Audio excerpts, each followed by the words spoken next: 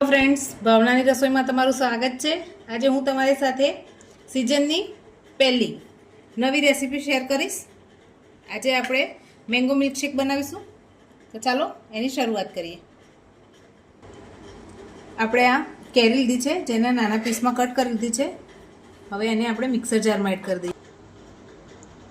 પહેલાં એકલી આને ક્રશ કરી લઈએ।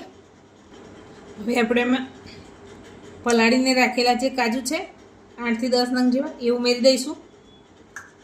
સ્વાદ પ્રમાણે ખાંડ ઉમેરીશું। સિઝનની પહેલી કેરી છે એટલે થોડી ખટાશ હશે, એટલે એ ટેસ્ટ પ્રમાણે તમારે ખાંડ ઉમેરવી।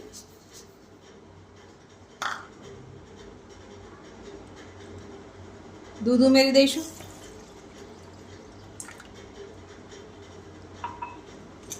વેનીલા આઈસ્ક્રીમ છે, જે મેં ઘરે બનાવીને રાખેલી છે।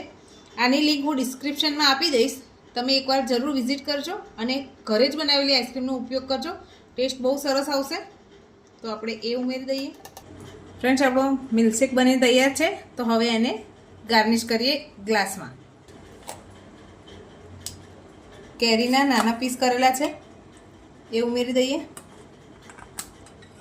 હવે ઉપરથી મિલ્કશેક ઉમેરી દઈશું।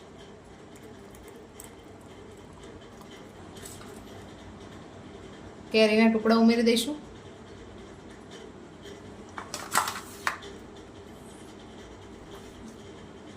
ફાઇનલી આઈસ્ક્રીમથી એને ગાર્નિશ કરી દઈશું।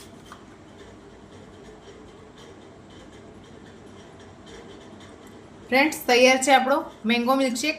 તમે પણ મારી આ રેસીપી જરૂર એકવાર ટ્રાય કરજો, લાઈક કરજો, શેર કરજો અને સબસ્ક્રાઈબ કરી દેજો। Thank you.